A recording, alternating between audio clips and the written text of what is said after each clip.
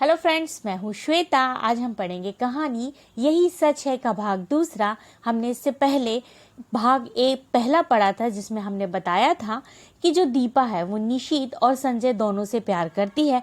पहले वह निशीत से प्यार करती थी बट उसने धोखा दे दिया था और जब वह कानपुर आती है तो संजय से मुलाकात होती है और वह संजय से प्यार करने लगती है। अब होता यूं है कि वो इंटरव्यू के लिए जब कोलकाता जाती है तो वहाँ उसकी मुलाकात निशीत से हो जाती है। तो अब उसे ऐसा लगता है जैसे वह निशीत को ही प्यार करती है, संजय मात्र भ्रम है।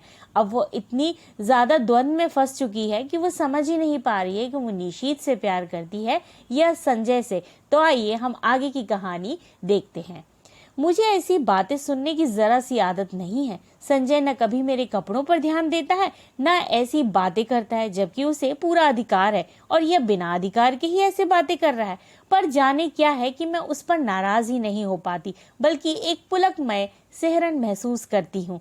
सच संजय के मुंह से ऐसा वाक्य सुनने को मेरे मन तरसता रहा, पर उसने कभी ऐसी बात ही नहीं की। पिछले 2.5 साल से मैं संजय के साथ रह रही हूँ। रोज ही शाम को हम जाते हैं। कितनी बार मैंने श्रृंगार किया, अच्छे कपड़े पहने, पर प्रशंसा का एक शब्द भी उसके मुंह से नहीं सुना और इन बातों का उसका ध्यान ही नहीं जाता। वह देखकर भी जैसे सब कुछ नहीं देख पाता। अब इस वाक्य को सुनने के लिए तरसता हुआ मेरा मन जैसे रस से नहा जाता है। पर निशीत ने यह बात क्यों कही? उसे क्या अधिकार है? क्या सच ही उसे अधिकार नहीं है? अब जाने कैसी मजबूरी है, कैसी विवशता है कि हम इस बात का जवाब नहीं दे पाती। निश्चयात्मकता दृढ़ता से नहीं कह पाती कि साथ चलते इस व्यक्ति को सचमुच ही मेरे विषय में ऐसी अवांछित बात करने का कोई अधिकार नहीं है। हम दोनों टैक्सी में बैठते हैं। मैं सोचती हूँ कि आज मैं इसे संजय की बात बता दूंगी। स्काई रूम, निशीत टैक्सी वाले को आदेश देता है। टुन की घंटी के साथ मीटर डाउन होता है और टैक्सी हवा से बातें करने लगती है। निशीत बहुत सतर्कता से कोने में बैठा है, बीच में इतनी जगह छोड़कर कि यदि हिचकोल खाकर भी रुके तो हमारा स्पर्श ना हो। चाहकर भी मैं संजय की बात नहीं कर पाती। अपनी इस विवशता पर मुझे बहुत खींच आती है, पर मेरे मुंह की है कि खुलता ही नहीं है। मुझे लगता है कि मैं जैसे कोई बहुत बड़ा अपराध कर रही हूँ, पर फिर भी बात मैं नहीं कर सकती। अब यह निशीत कुछ बोलता क्यों नहीं? उसका यूं कोने में दुबककर निर्विवाह भाव से बैठे रहना मुझे कतई अच्छा नहीं लगता। एकाएक ही मुझे संजय की याद आने लगती है। इस समय वो यहाँ होता तो उसका हाथ मेरी कमर में लिपटा होता। यूं सड़क पर ऐसी हरकतें मुझे बिल्कुल पसंद नहीं है, पर आज जाने क्यों किसी की बाहों की लपटों के लिए मेरा मन ललक उठता है। टैक्सी झटका खाकर रुकती है तो मेरी चेतना लौटती है। मैं झटके से दाहिनी और फाटक खोलकर कुछ हड़बड़ी से उतर पड़ती हूँ। पैसे लेकर टैक्सी चली जाती है। चुपचाप हम दोनों अंदर जाते हैं। आसपास बहुत कुछ चहल पहल, रोशनी, रौनक, पर मेरे लिए जैसे सब कुछ अस्तित्व ही मिट जाता है। मैं अपने को सबकी नजरों से ऐसे बचाकर चलती हूँ मानो मैंने अपराध कर डाला हो और कोई मुझे पकड़ ना ले। क्या सचमुच ही मुझसे कोई अपराध हो गया है? अब आमने सामने हम दोनों बैठ जाते हैं। मैं होस्ट हूँ, फिर भी उसका पार्ट वही अदा कर रहा है। वही ऑर्डर देता है। बाहर ही की हलचल और उससे भी अधिक मन की हलचल में अपने को खोया खोया सा महसूस करती हूँ। हम दोनों के सामने बैरा कोल्ड ड्रिंक और कॉफी के गिलास और खाने का कुछ सामान रख जाता है। मुझे बार बार लगता है कि निशीत कुछ कहना चाह रहा है। मैं उसके होठों की धड़कन तक महसूस करती हूँ। वह जल्दी से कॉफी का स्ट्रॉ मुंह में लगा लेता है। मूर्ख कहीं का। वह सोचता है कि बेवकूफ मैं अच्छी तरह जानती हूँ इस समय वो क्या सोच रहा है। 3 दिन साथ रहकर भी हमने उस प्रसंग को नहीं छेड़ा। शायद नौकरी की बात ही हमारे दिमाग पर छाई हुई थी, पर आज अवश्य ही बात आएगी। ना आए तो ये कितना अस्वाभाविक है, पर नहीं, स्वाभाविक शायद यही है कि 3 साल पहले जो अध्याय सदा के लिए बंद हो गया था, जो संबंध टूट गए थे, अब उन पर कौन बात करे। मैं तो नहीं करूंगी, पर उसे तो करनी चाहिए। तोड़ा उसने था, बात भी वही आरंभ करे। मैं क्यों करूं? और मुझे क्या पड़ी है? जाने कैसा मोह है कि मुंह नहीं खोल पाती। एकाएक मुझे लगता है कि जैसे उसने कुछ कहा। आपने कुछ कहा? नहीं। मैं खिसिया जाती हूँ। फिर वही मौन। खाने में मेरा जरा भी मन नहीं लगता, पर मैं जानती हूँ ये पूछना चाहता है कि दीपा, तुमने मुझे माफ कर दिया है ना? वह पूछ ही क्यों नहीं लेता? मान लो यदि पूछ ही ले तो क्या मैं कह सकूंगी कि मैं तुम्हें जिंदगी भर माफ नहीं कर सकती? मैं तुमसे नफरत करती हूँ। मैं तुम्हारे साथ घूम फिर ली या कॉफी पी ली तो ये मतलब समझो कि मैं तुम्हारे विश्वासघात को भूल गई हूँ? और एकाएक ही पिछला सब कुछ मेरी आंखों के सामने तैरने लगता है। पर क्या असह्य, अपमानित, पीड़ा, क्रोध और कटुता क्या नहीं याद आती मेरे सामने। और पटना में वो गुजारी सुहानी संध्याएं और चांदनी रातों के चित्र उभर कर आते हैं। मैं कुछ बोलना भी चाहती थी तो वो मेरे मुंह पर उंगली रखकर कहता, आत्मीयता की ये क्षण अनकही रहने तो दीपा, आज भी हम तो मौन ही हैं, एक दूसरे के निकट ही हैं। क्या आज भी हम आत्मीयता के उन्हीं क्षणों में गुजर रहे हैं? मैं अपनी सारी शक्ति लगाकर चीख पड़ना चाहती हूँ, नहीं नहीं, पर कॉफी सिप करने के अतिरिक्त मैं कुछ नहीं कर पाती। निशीत मुझे बिल नहीं देने देता। एक विचित्र सी भावना मेरे मन में उठती है। मन में प्रचंड तूफान है, पर फिर भी निर्विवाह भाव से मैं टैक्सी में आकर बैठती हूँ।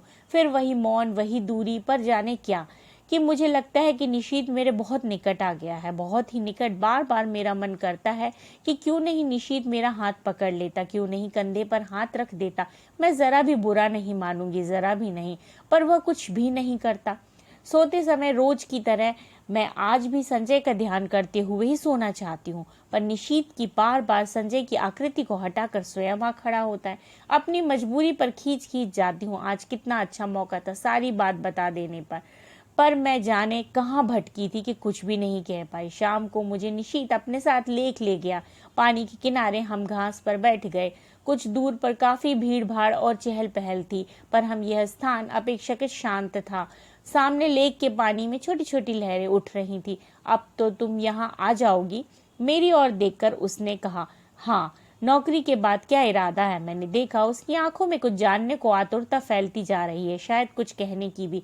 मुझसे कुछ जानकर वह अपनी बात कहेगा। कुछ नहीं जाने क्यों मैं यह कह गई, कोई है जो मुझे कचोरे डाल रहा है। क्यों नहीं मैं बता सकी कि नौकरी के बाद मैं संजय से विवाह करूंगी। मैं संजय से प्रेम करती हूँ, वह भी मुझसे प्रेम करता है। वो बहुत अच्छा है, बहुत ही। वह मुझे तुम्हारी तरह धोखा नहीं देगा। दूसरी ओर मुंह फेर लेती हूँ, पर मैं कुछ नहीं कह पाती।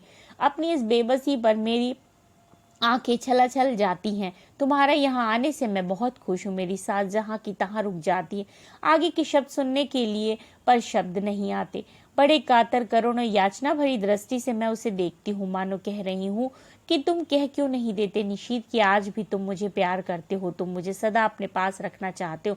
जो कुछ हो गया उसे भूल कर तुम मुझसे विवाह करना चाहते हो। कह दो निशीत, कह दो। यह सुनने के लिए मेरा मन अकुला रहा है, झटपटा रहा है। मैं बुरा नहीं मानूंगी, जरा भी बुरा नहीं मानूंगी। मान ही कैसे सकती हूँ निशीत, इतना सब हो जाने के बाद भी शायद मैं तुम्हें प्यार करती हूँ, शायद नहीं, सचमुच ही मैं तुम्हें प्यार करती हूँ। मैं जानती हूँ कि तुम कुछ नहीं कहोगे, सदा के ही मितभाषी हो, फिर भी कुछ सुनने की आतुरता लिए मैं तुम्हारी तरफ देखती रहती हूँ। पर तुम्हारी नजर तो लेक के पानी पर ही जमी हुई है, शांत, मौन। आत्मीयता की ये क्षण तुम चाहे ना कहो, पर मैं जानती हूँ तुम आज भी मुझे प्यार करते हो, बहुत प्यार करते हो। मेरा कलकत्ता आ जाने के बाद इस टूटे संबंध को फिर से जोड़ने की बात ही तुम इस समय सोच रहे हो। तुम आज भी मुझे अपना ही समझते हो। तुम जानते हो आज भी दीपा तुम्हारी है और मैं। मन में उत्कृष्ट अभिलाषा होते हुए भी निशीत की आवश्यक मीटिंग की बात सुनकर मैंने कह दिया था कि तुम स्टेशन मत आना। ईरा आई थी पर गाड़ी पर बिठाकर ही चली गई, या यूं कहो कि मैंने जबरदस्ती उसे भेज दिया।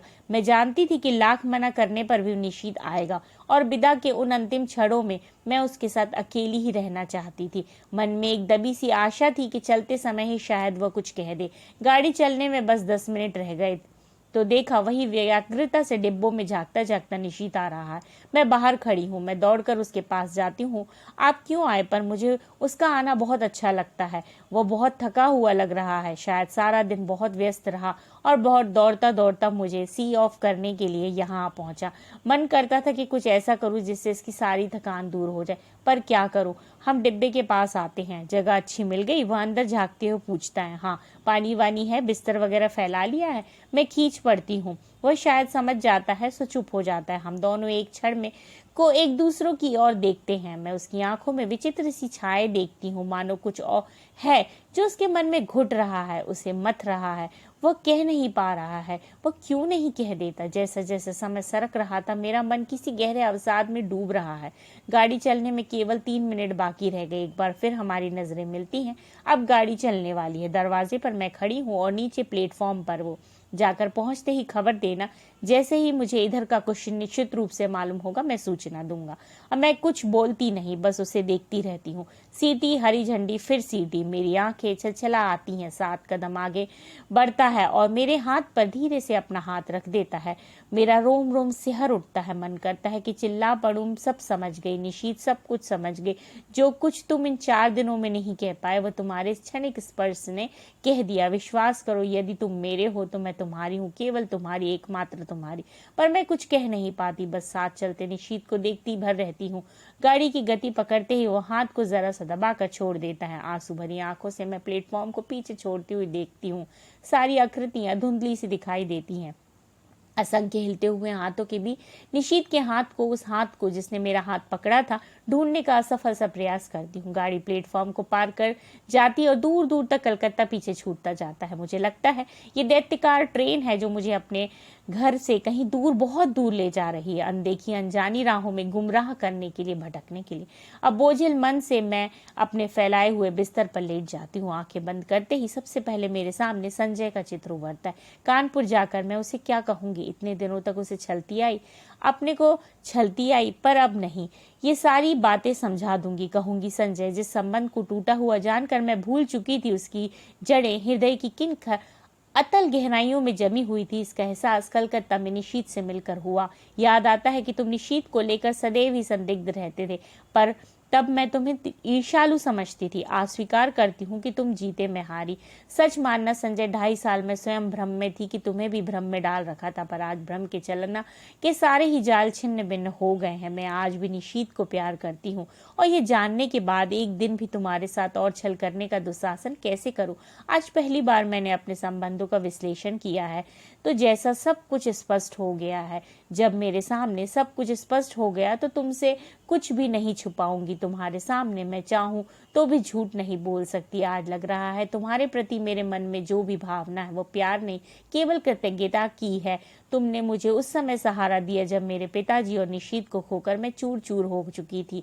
सारा संसार मुझे वीरान नजर आने लगा था। उस समय तुमने अपने स्नेहिल स्पर्श से मुझे जिला दिया था। मेरी मुरझाइयां, मेरा मन हरा हो उठा था। मैं कृतकृत हो उठी थी और समझने लगी थी कि मैं तुमसे प्यार करती हूँ, पर प्यार की बेसुध घड़ियां, विधोर क्षण, मन तमन्यता, ये पल जहाँ शब्द चुक जाते हैं, हमारे जीवन में कभी नहीं आए।